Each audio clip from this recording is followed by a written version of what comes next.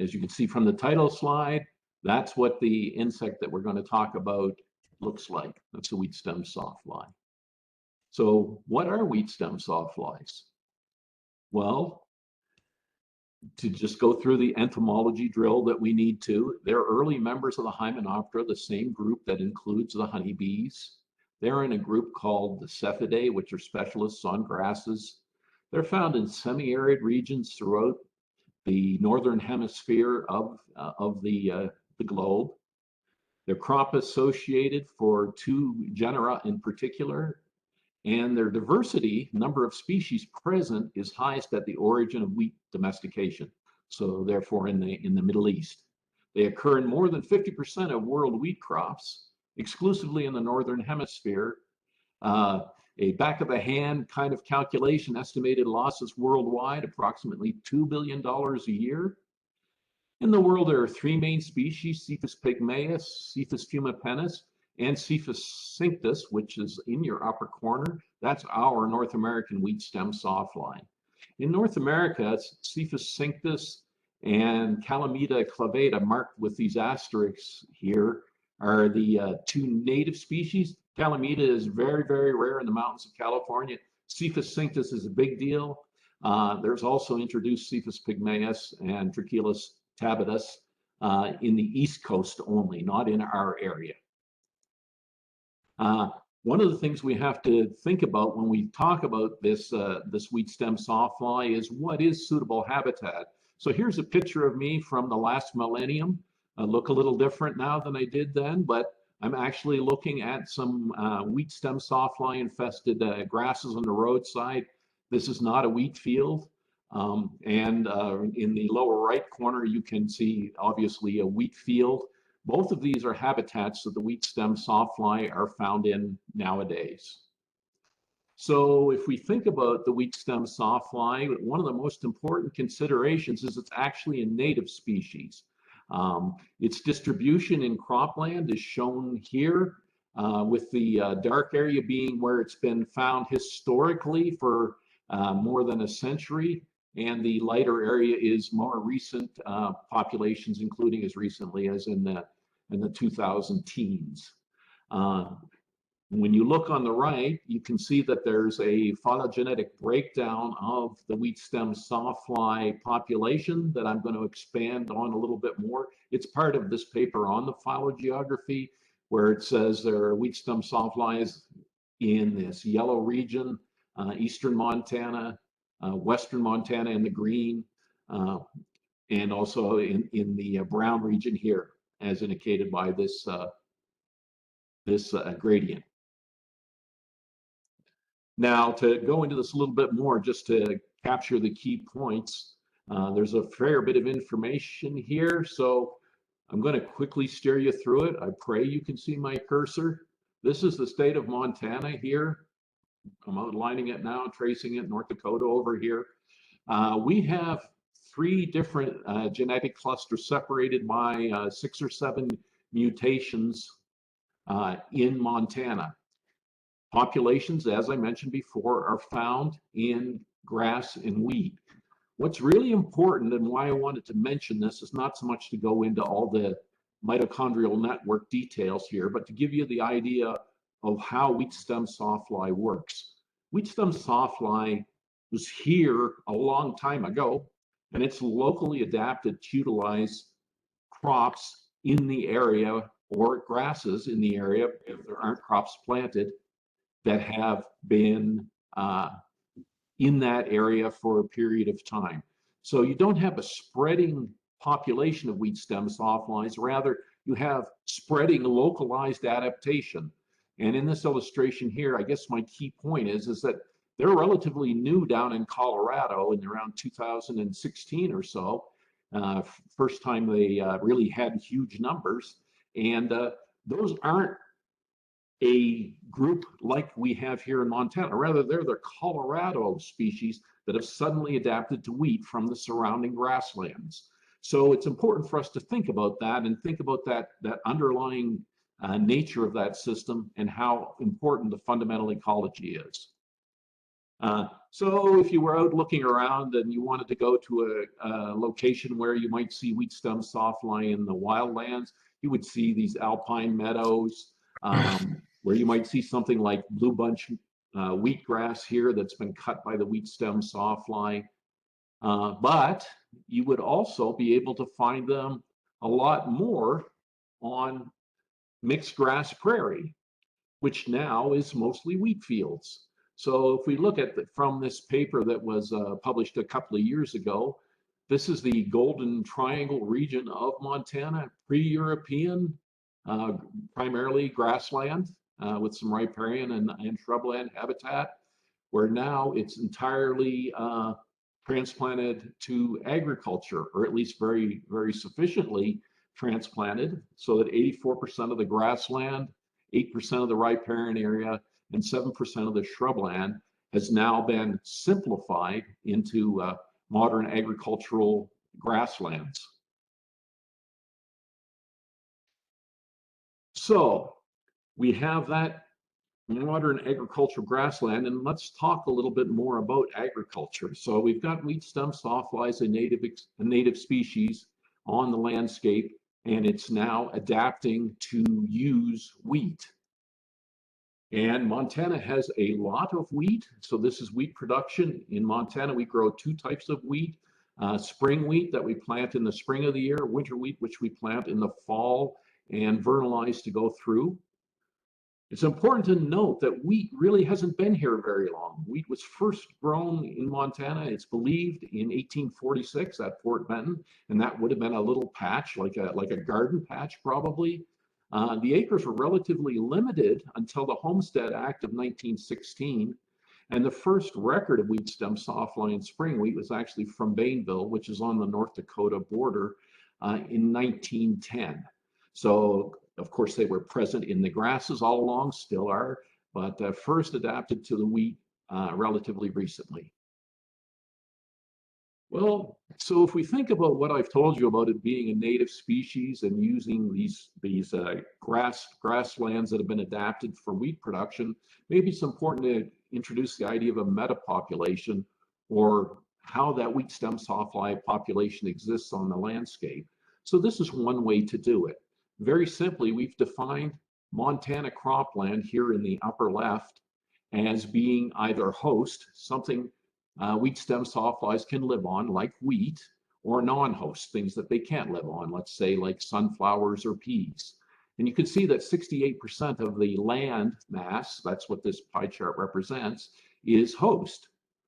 If you go to the right here, and you include also land that's been put aside from agriculture in the Conservation Reserve Program, which has grasses in it, that expands the host area to a greater area, and you can see the non-host area decreases to 24%.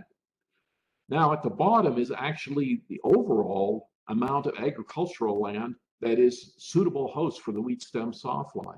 So you can see here we've added in a lot of what I call pasture, which includes public land where cattle are grazed. Of course, there's grasses there the wheat stem sawfly can use.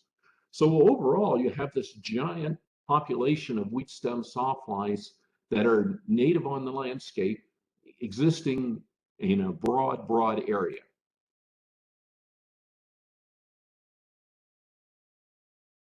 Now, part of the reason why the wheat stem sawfly is such a pest is due to its life cycle.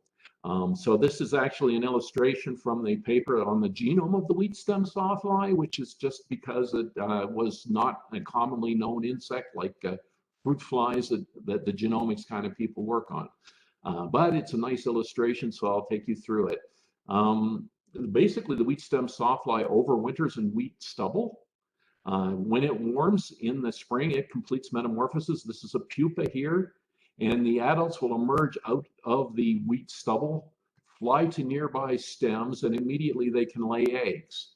If they mate, they can produce female offspring. If they're unmated, they can still produce viable adults like all Hymenoptera, and they'd be male offspring. Those eggs are deposited in the stems. The adults only live a very short time, maybe a week or so. Then inside the stem are these eggs that hatch within about a week. the small larvae start feeding only on the very inner lining of the wheat stem. They don't feed broadly on the bulk of the stem tissue, just on the parenchymal lining. And they'll feed on that first very, very delicately because they're tiny. And as they get bigger, they'll spread through the wheat stem, and they'll actually go from one internode to another, boring through the nodes. And then as a part of their biology, you can see here the color is changing. That indicates that the wheat stem sawfly speeds senescence of wheat a little bit. And at the end of the growing season, when the wheat starts to senesce and dry, a part of their biology is they descend to the base of the stem and they girdle the inside of the stem using some of this frass material to make a plug, and then they descend down to near the crown below the soil surface to overwinter. They're under the soil surface and in these structures for a very long time, probably from August all the way through to the next May. So they're incredibly durable. These are sealed, and they protect them from lots of things that could challenge their survival. And part of the reason it's such a pest is because of this biology, and particularly this ability to survive and utilize one stem at a time. Because of that biology that we've talked about, the losses in Montana can be pretty high. $45 to $80 million annually every year since we've started recording this. Maybe in the northern Great Plains, $300 to $50 million annually. So that's including the Canadian prairies and down in Colorado and Nebraska. How it affects yield, which is how it really causes a lot of losses, is all the damage occurs inside the stem. This larva, when it feeds internally, breaches the nodes, which is where the vascular material in the stem is. That disrupts the flow of nutrients to the filling wheat head, makes the wheat head smaller. This is showing some of the feeding through a part of the parenchymus material where it's been consumed by the sawflies. There's also losses when the girdling occurs because these stems end up on the ground and they're difficult to recover. Now, modern agriculture allows for a pretty high level of recovery of that material, but there's still 10 to 15% loss. So combined between lodging and internal feeding, we have a fairly significant loss in what otherwise looks like a perfectly normal wheat crop. Now, one of the problems we have is that we are a native prairie and a grassland, and we have the climate that matches that.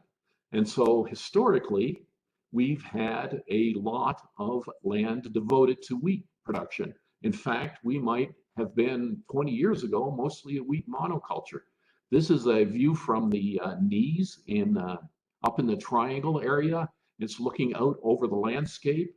Just to provide you with a frame of reference here, all of the yellow that you see as far as the eye can see is fallow wheat crop, and all of the brown would be newly seeded wheat crop. This was a few years ago, so the ground was tilled when the wheat was seeded. We don't do that anymore, but it makes a great picture to illustrate the point. So what can you take home from this? Well, you can take home one thing that's very clear. If you have a native insect that's able to utilize a small number of grass stems, and then you plant an enormous number of grass stems on the landscape in a monoculture environment, you're going to generate some absolutely humongous numbers of wheat stem sawflies on the landscape. Just to give you some idea really quickly, if you were to look at an average section, which is a wheat field, 640 acres, I can just tell you the solution to the answer. There could be easily 250 million wheat stem sawflies in that one field. And that wouldn't be a severely damaged field. It would be a moderately damaged field.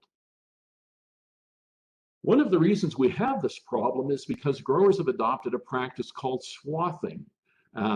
Despite our efforts to try and present the idea that there may be other ways to deal with the wheat stem sawfly, growers tend to plant favorable, high-yielding wheat varieties that are not resistant at all to the wheat stem sawfly, plant those on the landscape, and basically let the wheat stem sawfly do all of its biology, and then they do this windrowing process swathing, which allows them to combine and recover all of the heads that would otherwise be laying on the ground and more difficult. The problem with this is they're not planting any type of management, so this actually is continuing or worsening infestation.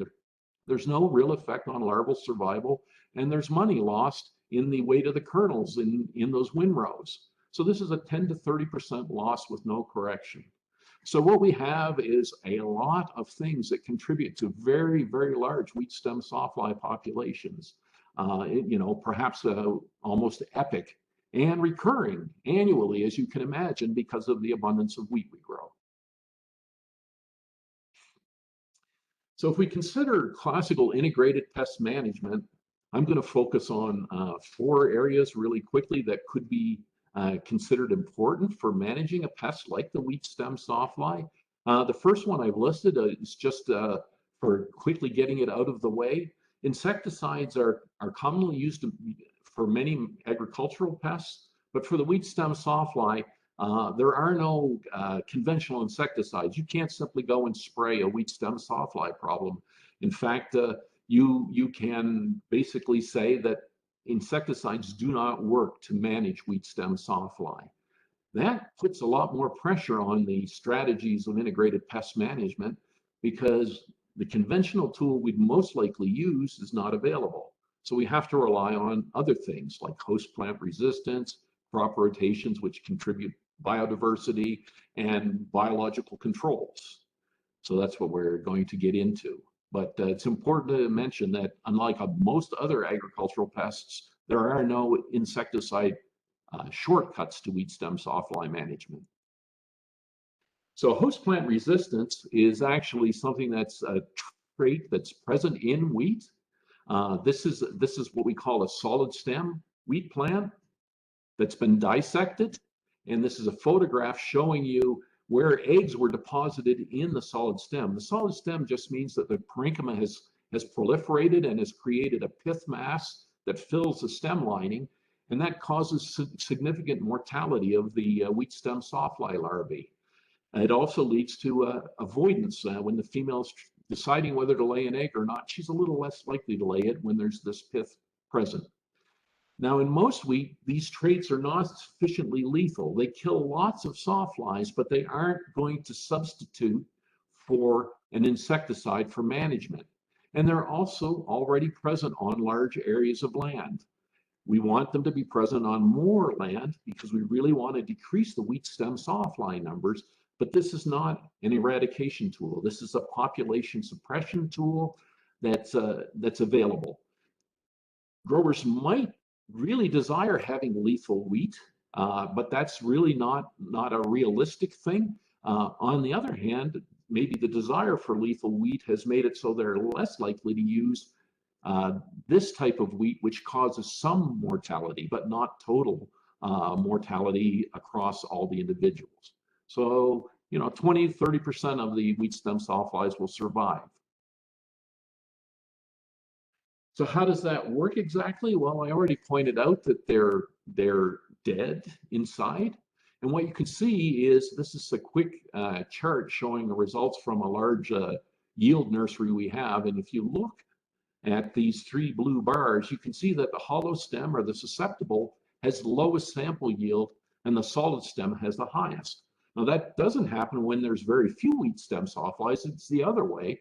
But for growers that have wheat stem sawfly problems, this is fundamental evidence that says you should plant the solid stem wheat to try and decrease the populations because they're too large. And if you look at this series of bar charts here, I've highlighted the key points. The gray and green bars show how mortality is spread out and gives yield. So the gray is dead larvae and the yield due to them. Green is dead neonates or newly hatched larvae. Orange would be cut by the wheat stem sawfly. And if we look across this, we see that the numbers of dead and dead neonates are greatly increasing in the solid stem. And that death of those individuals actually contributes more yield to a grower who plants the solid stem than any hollow stem recovered by swathing can do. So this is a yield-based decision that reduces population size. And it's so important to emphasize that because the general perception is that if you plant solid stems, you are sacrificing yield. It is not true when you actually consider what you're planting it for and the problem. So one of the things that you can also consider is, since this is a prairie that we've greatly simplified, we've taken away a lot of diversity. Of course, the prairie would have been grasses. There would have also been forbs and shrubs, not so many trees, but lots of plant diversity. And so if we tried to put in some crop rotations, we'd still have wheat here, but instead we would have some of the material that's seeded being something other than wheat.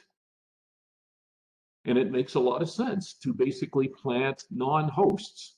So wheat is a good host plant, but there are other things that are not good hosts.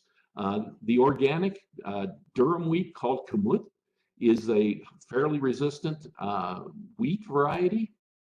There's also lots of crops that can be grown, like safflowers shown here, that wheat stem sawflies won't even lay their eggs in, and there's no survival. So either you have no survival, or you have basically an inaccessible crop, and that'll benefit the landscape. So one of the things that's happened relatively recently is pulse crops have increased a lot on the Montana landscape. This is 2016, 2017 planted acres. Very quickly, basically this illustrates that pulse crops have increased greatly. When there's no drought, they're a great opportunity to add rotations into agricultural production and add diversity that will impact the wheat stem sawflies. So we did some work where we looked at whether or not, if you put pulsive crops next to wheat as opposed to fallow, what would happen. And there's some operational hypotheses. This was a graduate student named Ben Fisher who did this. Would be that when you have pulse crops planted next to the wheat rather than fallow, it'll actually make the wheat stem sawfly numbers lower, and it'll also probably increase the beneficial insects called parasitoids. I'll speak a little bit more about those later. So how Ben did this work and how we've done this kind of work in the past is do these paired field surveys where we have a wheat field next to a pulse as opposed to a wheat field next to fallow. We just sample the border and determine how many wheat stem sawflies and parasitoids are surviving. And to really simplify a whole lot of tables and stuff, perhaps it's easiest to explain this with this post-harvest information where we're looking at field outcomes. So this is a heat map, and basically the green color would be the most favorable outcome, and the red color would be the least desirable. And so we have on the top going across, we have fewer wheat stem sawflies, which is beneficial, staying the same or worsening. And we have on the other axis, parasitoids or natural enemies, increasing, staying the same, or worsening. Now, out of 20 fields over 2 years, it's really encouraging that we never ever saw anything in either the orange or red. In every case, there was no appreciable decline in the quality of the wheat production. The wheat stem sawfly numbers never increased in any way that would cause any harm unless parasitoids also increased. The key point is most of it's green where you're actually getting a positive effect. That's really encouraging and actually makes a lot of sense. If you plant pulses, the wheat stem sawflies have to fly through them. That uses up metabolic reserves, and it challenges their ability to lay all of their eggs because they only live about a week. So if you lose a day flying through a field of peas to get to wheat, that's going to create these kinds of impacts.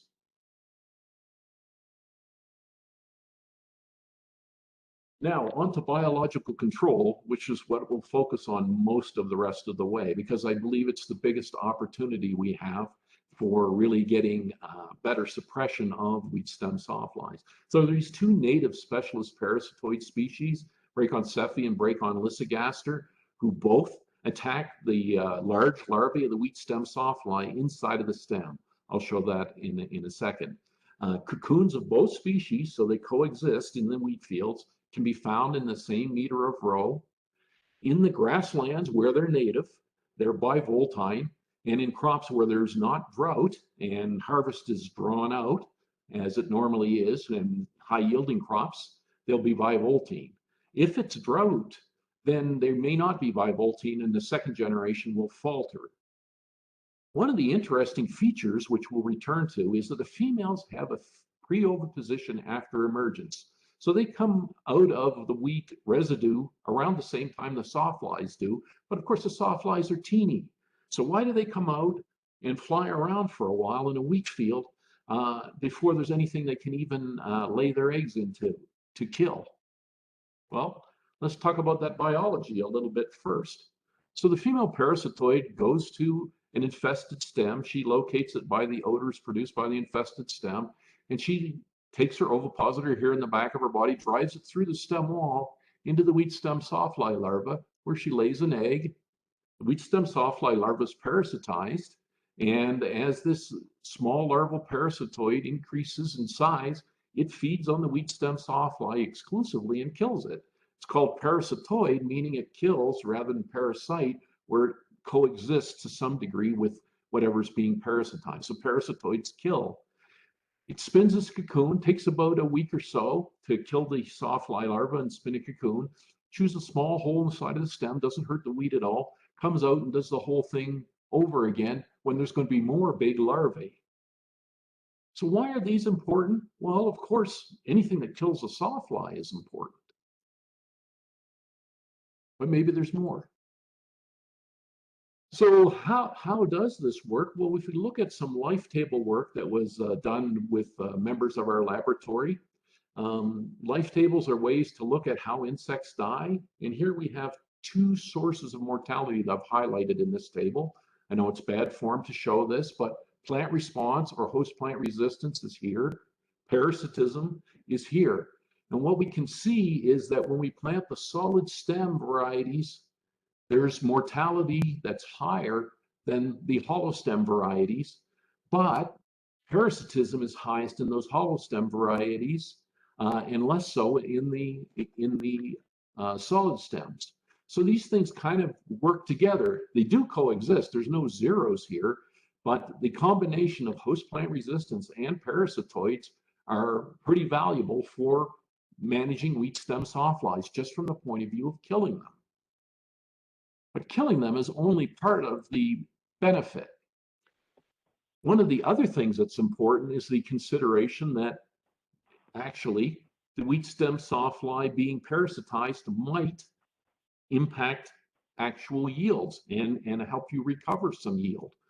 And the way we did this is in an economic model. I did this with Anton Beckerman a few years ago, where we looked at if a stem had a larva in it that could be parasitized, but it wasn't, and it proceeded all the way to the normal biology, which is to have the stem cut, what would the yield loss be for that one stem? And it's about 8%. Now, if instead that larger larva has been parasitized, using the model and looking at large numbers of data to accumulate this, we actually see that there's an 11% increase in yield relative to the cut stem. That's almost 20% flip in yield potential. So these are extremely valuable for growers, for yield, not just for killing sawflies. So if we look at this landscape and we think about how we might manage wheat stem sawflies better, one of the things we could do is we could consider how we might conserve parasitoids. We've worked on a number of examples of this, so I picked this one to talk about. This was done some time ago, and what we looked at was whether or not parasitoids survived better when growers used herbicide to manage their residue as opposed to tilling their residue. This was probably 20, 25 years ago when the transition from fallow tilling of the ground to fallow management with glyphosate was happening. So this is just an illustration of how you may have parasitoid conservation in that consideration. So this would be an example of spraying the herbicide on the fallow wheat to control the volunteer weed and any weeds. It also allows the moisture profile to somewhat restore in the soil. And the other option would be to till, and this is an extreme example of tillage where all of the residue is buried. So you might wonder, well, how does this work for the wheat stem sawfly and the parasitoids? Well, what we found was that unexpectedly, the parasitism was higher where the herbicide was used, and the tillage actually had a negative impact on the parasitoids. So that's an important consideration. Some types of agriculture, like organic agriculture, you can still only till. There aren't very many widely used herbicides in organic systems. But you can see that overall for these pairwise field comparisons, like I showed you before, there are more parasitoids in most of these fields that have been managed by herbicide. Maybe a bit of a surprising result. And actually, this led to basically more sawflies for most of these paired comparisons in the tilled system rather than in the chem fallow, meaning that the herbicide use was actually favoring the biological control and suppressing the sawflies. And the reason for this was actually fairly straightforward after we kind of got these surprising results.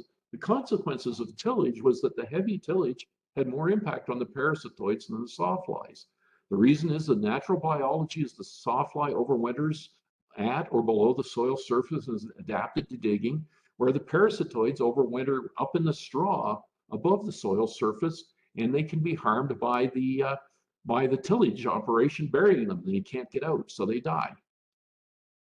So in this case, herbicide use was beneficial.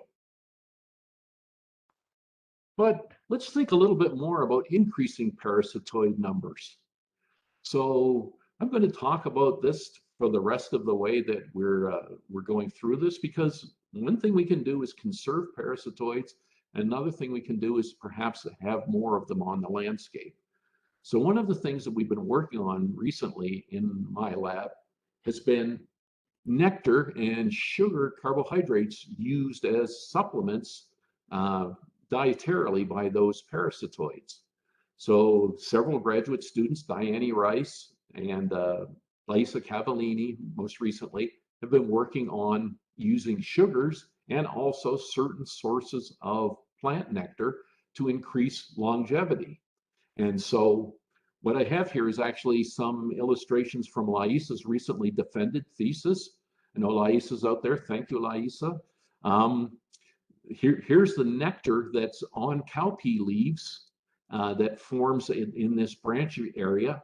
And here's a parasitoid feeding on cowpea nectar. These things actually have a lot of benefit to these parasitoids, because what happens is that both Bracon cephei and Bracon lysogaster live longer when they are feeding on these cultivars of cowpeas. There's two types of nectar here. So the ones up here are actually the ones that are on stalks associated with the flowers. These ones down here are with leaves. The controls here are really important. This is how long they would live if they can only drink water, which is analogous to how long parasitoids could probably live in a wheat field. So adding supplemental nectar would greatly increase their longevity and allow them to lay more eggs. Unlike the wheat stem sawfly, these parasitoids are long-lived, and as you can see, easily live to 40 days as opposed to a week. So the longer they live, the more chances they have to go and find wheat stem sawflies to parasitize and kill. So this is a huge possible enhancement. Oh, I wanted to also mention this really briefly. One of the crops that might be favored for doing something like this, it's well known in a lot of organic circles, is the idea of growing crop buckwheat, which is known to favor a number of parasitoid species. Lots of flowers aren't good for parasitoids because they're tiny and they can't get in. For example, common peas, they can't drink the nectar of that. They can't drink nectar of many flowering species. Buckwheat is one that has big open blossoms and they are able to drink the nectar. This would be ideal because actually you can see survival is even longer, a little bit, than on cowpeas, but buckwheat you can't grow next to wheat fields. NRCS says you can't do it, and the reason for that is buckwheat allergens affect global trade markets, potentially in Asia where wheat is sold. So there's a rule prohibiting buckwheat. So our work is actually trying to find something that would work like buckwheat, like these cowpeas. So this greater longevity is important, and it shows the benefit of nectar. But what are we trying to do here? How is this prairie system sort of being adapted by thinking about cowpeas? Seems like a bit of a stretch, right? Well, let's look at this a little bit more. If we have relic prairie, and this is actually a site where Laisa and Lachlan Ermatinger have been working. It's near the Northern Ag Research Center. It's a relic prairie area right next to an agricultural area. It hasn't been cultivated ever. It has occasional grazing by wild ungulates only, and it's really special because of that. And we have to consider these parasitoids again. Remember, I said they're bivoltine in wild lands and in crops not under drought. And I said that the females have a pre-oviposition period after emergence.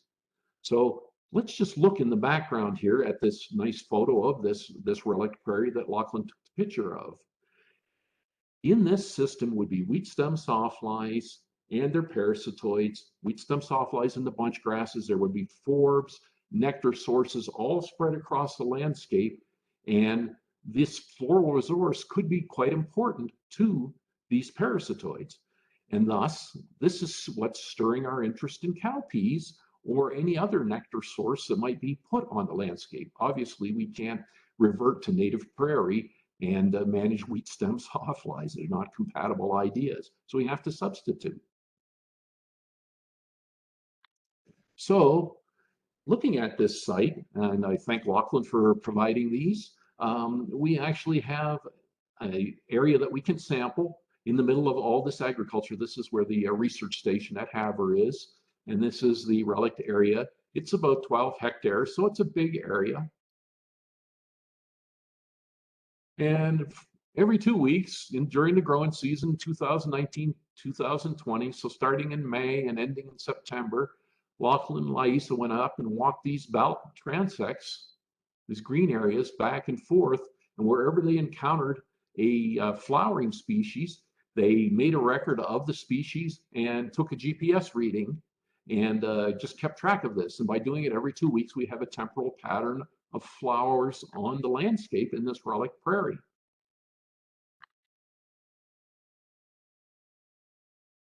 And believe it or not, when you look at that picture that I showed you a little while ago, you're thinking, wow, there can't be that many flowers out there.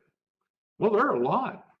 These are all the points that where flowers were encountered in 2019, 2020. So this is simply making where any place where there's a gap here, that just means they walked along and they didn't see any flowers, so a point wasn't recorded. But if there's a flower, they collected an observation, recorded the name of the species, and we're moving forward with that. So let's show a little bit more about how that looks. So there's a lot of steps to go through, but I'm kind of cutting to the chase here.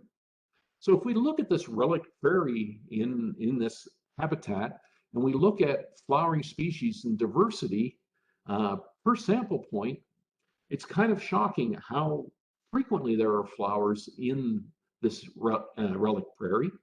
In many cases, there are only single species standing alone in the grasses that are there. And in other areas, there's quite a high diversity of them. And it isn't just driven by topography. And then overall, we were rather surprised to find, or at least I was very surprised to find, that there were 61 flowering species recorded from this habitat. Now, why that's important is, remember, this is where the wheat stem sawflies are and were before wheat was grown. So part of their normal biology is that pre-oviposition period where they could forage and access nectar from species that have suitable nectar and perhaps build their resilience and their endurance for being more successful. So that's part of the driver for why we're so excited about the opportunities might be provided by flowering species that parasitoids can use in general. Remember, not all flowering species can be, so you have to figure out which ones, and then whether or not they can be grown in Montana. So, if we think about this, can we restore nectar and its benefits to the landscape? And I think this is really important, not only because it impacts these parasitoids and tries to put some of this presence of pre-existing conditions back into the landscape to favor this biological system of the wheat stem sawfly and the parasitoids. But of course, nectar, more broadly, flowering species, is also critically important for pollinators in general. And pollinators in general do a lot better than parasitoids because they can use most flowering species, where parasitoids, as I mentioned, are restricted to extrafloral nectar or large open blossom flowers that have a big nectar pool that they can drink from. But it's really, really inspiring to think about the fact that when we started this work, we were just thinking, well, could these parasitoids live longer? And now we're starting to realize that, in fact, there's very good, compelling evidence that this is probably the normal biology of these parasitoids. So, of course, we can't plant cowpeas where we're going to grow wheat. You know, we can't plant large fields or anything like that. But part of the idea of this is to restore nectar, perhaps by using parts of fields that are less productive. So, for example, maybe an area in a wheat field where it's rocky or there's a pool or something like that that could possibly have an allocation to planting flowering species. There are already incentives to plant pollinator species on the landscape. That means that growers can get funds to plant some flowering species for pollinators. Most of those that they would plant under current conditions would be ones that wouldn't benefit parasitoids. But the idea could be expanded to include parasitoids, you know, perhaps even as a policy decision where pollinator initiatives could be broadly expanded to be pollinator and parasitoid initiatives. And then this nectar serves the function of restoring pollinator biodiversity and providing resources that can lead to suppression of a key pest. So maybe it seems like a bit of a stretch to be talking about cowpeas and then talking about native prairie dealing with a native insect, but I think it's pretty important. So with that in mind, I think I'm more or less finished. I'm going to kind of make some closing thoughts here. This is a little bit of repeats, but it kind of highlights what hopefully we picked up on. So first, wheat stem sawfly is native. The displacement of native grass hosts yielded a pest. We created an ecosystem, an agricultural ecosystem of highly suitable hosts. There couldn't be a much better example of displacing native prairie grasses with a grass that turns out to be highly suitable to wheat stem sawflies and really building the pest population. As a result, post-plant resistance, like solid stem varieties that our wheat breeding programs are working on, is critical. Not because they would kill all the sawflies and make them go away, like people might think with BT crops or things like that, but because they'll knock the numbers down on the landscape. And it really is this huge number problem that's causing all of the issues. Now, if we think about avoiding fallow, which allows the easiest possible scenario for sawflies to get into new wheat, and we include non-host rotations like pulse crops or things like that, then there's certainly more of an opportunity to disrupt the wheat stem sawfly. Wherever the land where a non-host is grown, that land doesn't yield the sawflies, and it actually is an impediment to the sawflies. Merely planting those crops may benefit the parasitoids somewhat. But I think where we can make our greatest gains in this overall agricultural ecosystem is to consider measures that favor native parasitoids. And this is really an important change in the way we thought. There's a paper from 1965 which basically declares that native parasitoids will not be of any benefit. And we already know they benefit growers tremendously, and they've been kind of hamstrung by the lack of resources. the wheat fields are nectar deserts for these parasitoids, but they've managed to do pretty well in the absence of nectar for many, many decades. Adding nectar could only improve their success. So with that, and perhaps maybe not to preach too much, we can't really fail to consider the attributes from pre-agricultural conditions when we consider how we manage pest problems. So the prairie that was there, the forbs, the grasses, the networks that were there, trying to restore as much of that ecosystem function as you can within the constraints of modern agriculture is highly desirable.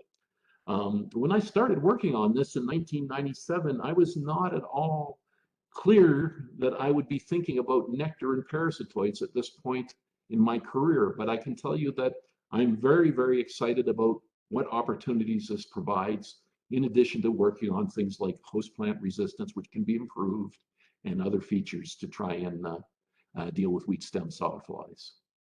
So I think I'm done. So I want to make some acknowledgements here and leave it with, I guess, with Paige, right? Yeah, thank you so much, Dr. Weaver, for such an interesting presentation. I'd like to open it up to the audience for questions. If you'd like to unmute yourself or type your question in the chat, or you can use the raise hand function.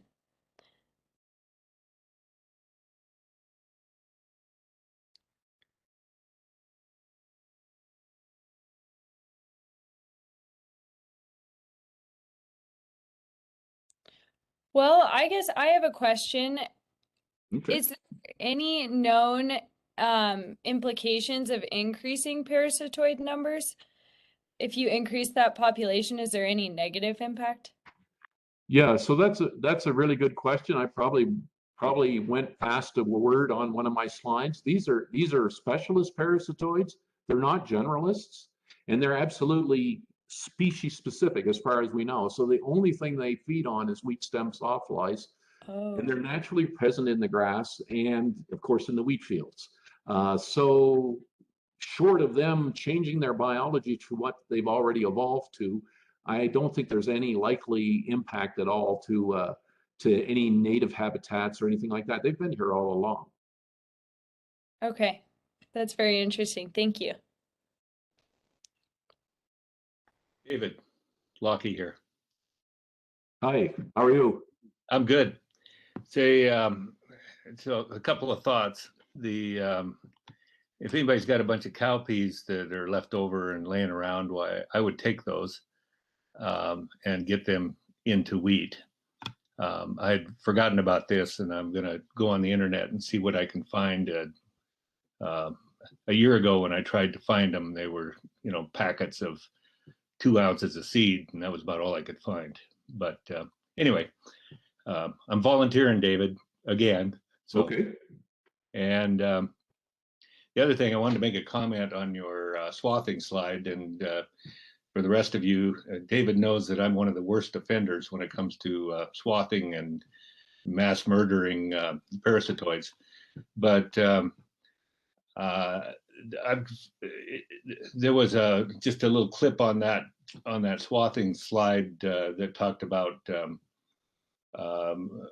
lower seed test weight, and it could be mistakenly inferred that that the swathing caused that. That was, you're talking about the flies causing that lower test weight, because swathing actually increases your test weight in a pure system.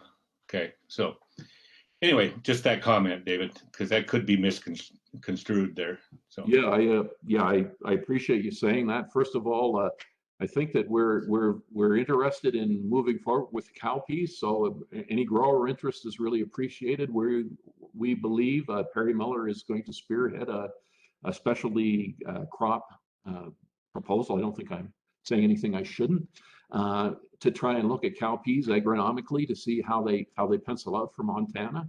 But that's something that may or may not get funded. It's in the planning stages. But grower interest is a great way to get things moving quicker.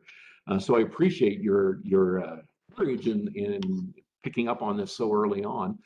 Your comment on the swathing, yeah, I probably said that the wrong way. So what I meant was the test weight. No, that wasn't what I was trying to say. What I'm saying is that with that insidious yield loss, you're actually losing bushels, not test weight. Your quality is undoubtedly higher. In fact, the sawfly probably shifts some of your carbohydrates out and gives you more protein, so you get a bump from the sawfly as far as protein premiums. But for yield, you're going to lose that 20 to 30%. It's gone no matter how good you swath. You can't get back what isn't in the head in the first place. Yep, very true, and I can attest to that. I'll swear to it if they try you on that point. So, thank you very much.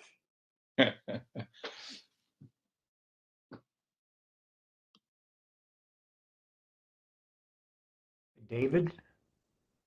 Yep. Matt Lavin here. Thanks for the talk. So you're analogizing nectar production in a cowpea system. The study that was done on that to nectar production by some sort of prairie native. It's native, right? You haven't done the study. Yeah. So hey, I'm really sorry, but I can't hear you. It's just not coming through loud enough on my system. Can you repeat the question or yell it or something? And I've got everything cranked up full volume now. Can you hear me now? Yeah, I'm leaning my head in to listen to the speaker. It's just really faint. Sorry about that. Sorry about that. I didn't know I had such a poor microphone. I was just wondering, the cowpea study in nectar production in cowpea, you're analogizing that to nectar production in a native prairie, right? There hasn't been the studies done to show that parasitoids benefit from nectar production in native prairie adjacent to a crop field. No, it'll be really hard because there's not much native prairie. But you know, maybe something could be done with relatively ungrazed rangeland or something like that. So no, I'm analogizing. I'm saying that in the absence of very many places to actually do a study like that, I'm saying that in the context of the biology that went on in the prairie itself, so in that little 12 hectares, there's probably that type of a dynamic. And we're just trying to superimpose that on the landscape where we can. We sure don't want to try and replicate the prairie. Obviously, the best yielding areas of wheat should stay wheat.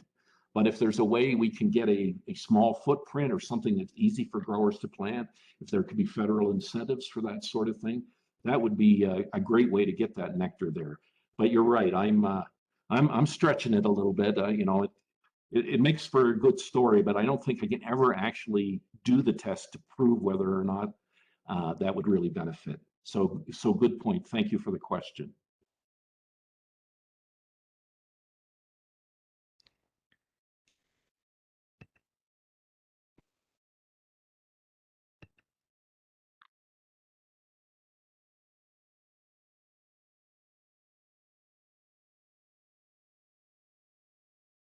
Do we have any more questions for David?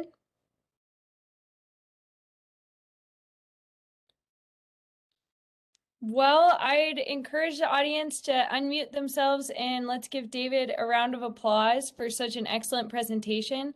And David, thank you so much for taking the time to present at the Rough Cut. Thank you. Oh, it looks like Perry Miller has raised his hand. Oh, or maybe it was just an accident. Hey, Perry, you got a question? That was accident. I was trying to show you clapping hands, David. Oh, okay. Well, it's good that you're using something with all fingers as opposed to just one. Yeah. Oh, is that okay? I've got it on still. Yeah, I can see your hand. So it looks like you're asking a question, but I get it. Yeah. Same to you back, brother.